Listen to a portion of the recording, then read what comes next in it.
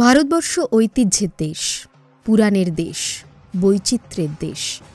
তবে এই বিপুল বৈচিত্র্যের মধ্যে কিছু বিষয় এমন থাকে যা সমগ্র ভারতবর্ষকে এক সুতোয় গেঁথে দেয়। তেমনই এক বিষয় বা বলা যেতে পারে উৎসব হল কুম্ভমেলা। এ এক এমন মহামিলন ক্ষেত্র যাকে মনে করা হয় পৃথিবীর বৃহত্তম ধর্মীয় জনসমাবেশ। কিন্তু কেন এই বিশাল উত্তেজনা, বিপুল জনজোয়ার? সেসবই জানাবো আজকের এই পর্বে। সঙ্গে থাকুন। ভালো লাগলে ভিডিওটি লাইক ও শেয়ার করুন, আর অবশ্যই চ্যানেলটি সাবস্ক্রাইব করে বেল বাটনটি প্রেস করে রাখুন এরকম আরও অনেক ভিডিও দেখতে। কুম্ভমেলা নিয়ে আপনার যদি কোনো অভিজ্ঞতা থেকে থাকে তবে তা অবশ্যই আমাদের সঙ্গে শেয়ার করুন কমেন্ট বক্সে। কুম্ভ শব্দটির অর্থ কলস। এই শব্দটির সঙ্গেই জড়িয়ে রয়েছে কুম্ভমেলার পৌরাণিক উৎসব।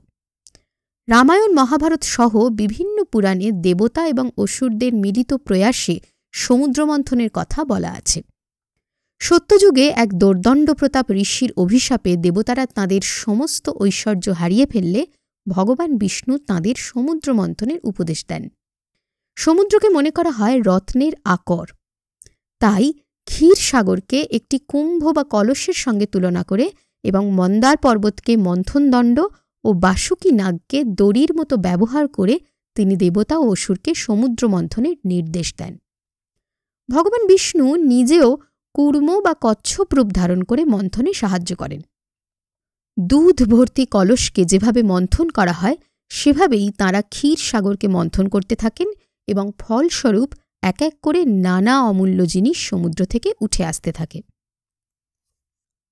মন্থনের একদম শেষ পর্বে আয়ুর্বেদ শাস্ত্রের জনক ভগবান ধন্বন্তরী একটি অমৃতপূর্ণ কলস নিয়ে উঠে আসেন। এই অমৃতকুম্ভকে দেখা মাত্রই সুরাসুরে যুদ্ধ শুরু হয়ে যায়, কে এই অমৃতকুম্ভকে অধিকার করবে সেই নিয়ে।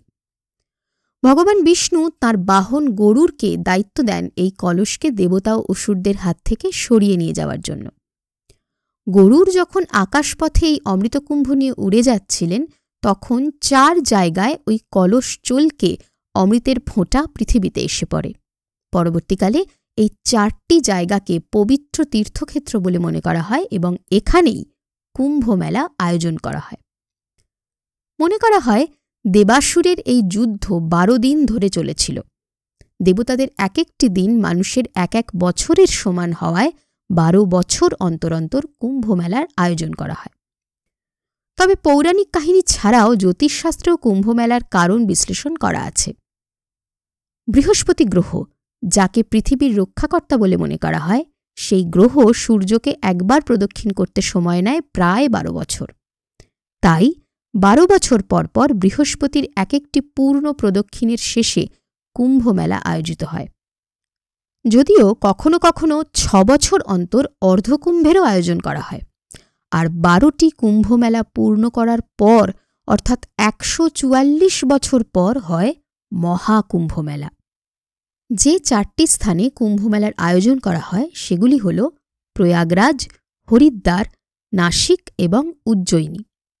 এর মধ্যে প্রয়াগরাজকে তীর্থরাজ অর্থাৎ সবচেয়ে পবিত্র স্থান বলে মনে করা হয়, কারণ পুরাণ মতে ব্রহ্মা এখানে প্রকৃষ্টরূপে যাগ অর্থাৎ যজ্ঞ করেছিলেন। তাই মহাকুম্ভমেলা শুধুমাত্র প্রয়াগরাজেই হয়। কুম্ভমেলার মূল আকর্ষণ হল নদীতে ডুব দিয়ে পাপ মুক্ত হওয়া। এছাড়াও মেলায় পৃথিবীর বিভিন্ন প্রান্ত থেকে বিভিন্ন ধরনের সাধু সন্ন্যাসীরা উপস্থিত হন। মেলায় ধর্মীয় বক্তৃতা, সাধুদের শোভাযাত্রা এবং বিভিন্ন ধরনের বিনোদনের ব্যবস্থা থাকে। আর তার সাথে সাথে নিরন্তর চলতে থাকে ভান্ডারা বা বিনামূল্যে আহারের ব্যবস্থা। এই মেলাকে কেন্দ্র করে বিশাল এলাকা জুড়ে প্রায় একটি গোটা শহর ক্ষণস্থায়ীভাবে গড়ে ওঠে। দেশ বিদেশ থেকে বহু পর্যটক এবং ব্যবসায়ীরা এখানে ভিড় করেন। কুম্ভমেলার প্রচলন ঐতিহ্যগতভাবে 8ম শতাব্দীর হিন্দু দার্শনিক আদি শঙ্করাচার্যের সঙ্গে যুক্ত। যদিও 19 শতকের আগে কুম্ভমেলা নামে এই বিশাল তীর্থযাত্রার কোনো ঐতিহাসিক তথ্য প্রমাণ পাওয়া যায় না।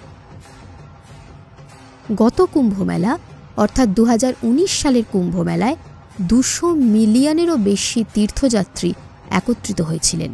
যার মধ্যে ব্যস্ততম দিনে জনসমাবেশ ছিল প্রায় 5 কোটি। এই বিপুল পরিমাণ জনসমাবেশ হওয়ায় বছরের পর বছর পদপিষ্ট হয়ে বহু মানুষের মৃত্যুও ঘটেছে, তবে উন্মাদনা তাতে এতটুকুও কমেনি। তবে এবারের কুম্ভমেলা এতটাই বিশেষ যে হয়তো মানুষ জীবনে একবারই তার সাক্ষী হতে পারবে, কারণ এবছর শুধু কুম্ভমেলা নয়, আয়োজিত হচ্ছে মহাকুম্ভমেলা, যা 144 বছর পরপর হয়। শেষবার মহাকুম্ভমেলা হয়েছিল 1881 সালে এবং পরের বার আবার হবে 2169 সালে। ততদিনে হয়তো আমাদের প্রজন্মের কেউই আর কুম্ভমেলা দেখার জন্য এই পৃথিবীতে থাকব না। তাই মনে করা হচ্ছে এবছরের জনসংখ্যা হয়তো আগের সব রেকর্ডকেই ছাপিয়ে যাবে। তবে ধর্মীয় বিশ্বাস কখনোই মানুষের প্রাণের থেকে দামি হতে পারে না। তাই আশা রাখি প্রশাসন ব্যবস্থা যে তৎপরতা এবং বিচক্ষণতার সঙ্গে এই মিলন মেলাকে সুষ্ঠুভাবে পরিচালনা করার চেষ্টা করে চলেছেন, তাতে যেন তাঁরা সফল হন। সমস্ত তীর্থযাত্রীদের জন্য শুভেচ্ছা জানিয়ে শেষ করছি আজকের ভিডিও।